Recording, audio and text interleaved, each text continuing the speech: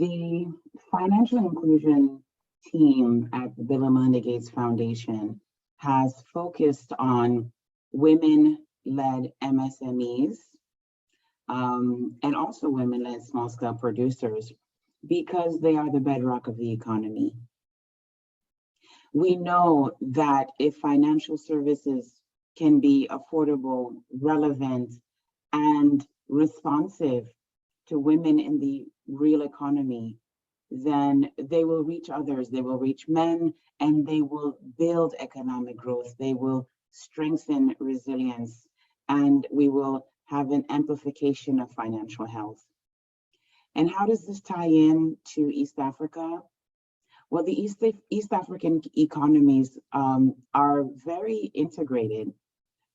Especially the one in Kenya. It has reach into Uganda, into Tanzania, in Rwanda and Burundi.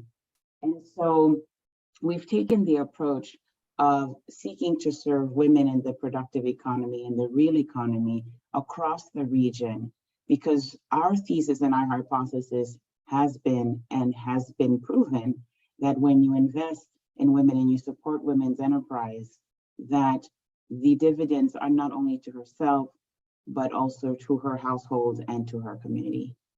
We have focused on action research because we know that when products and services are designed with the users in mind, with their economic cycles, their business cycles, their cash flows in mind, then they become relevant to them.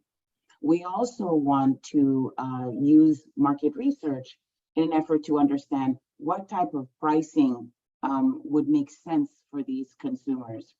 Action research allows us and providers to have early insights as to what can make products and services, marketing, and the basic offering successful to the target group that we are trying to serve.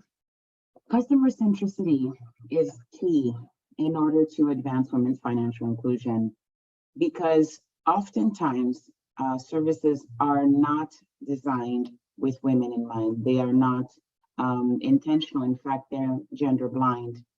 We seek to address this gap in service provision by improving the quality of services for women.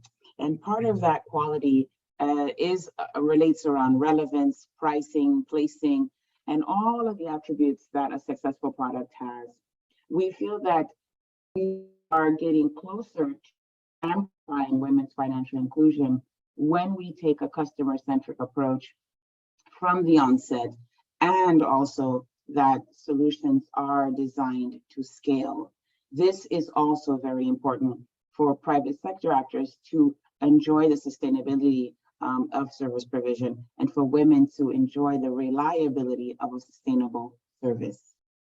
Thought leadership and partnership are key to our approach in East Africa writ large. We know that in order to serve women effectively in the real economy, they are going to need more than financial services. They're going to need business development services. They're going to need market information. They're going to need make sure that policies and trade routes are cleared for them in order to transact and to trade. And so in order for us to provide an integrated and a holistic solution to women in the real economy, we have to work in partnership with others who are providing those complementary services. And what we offer our partners, what we offer the financial services providers that we work with is thought leadership. We happily fund the research that informs the way forward in a way that complements our partners, in a way that adds value to not only our partners, but also to the women that we seek to support. And therefore, thought leadership and partnership is really a cross-cutting theme. It's an approach we use whether we're dealing with public or private sector or associations. And it is going to be part of our DNA in East Africa for the time being.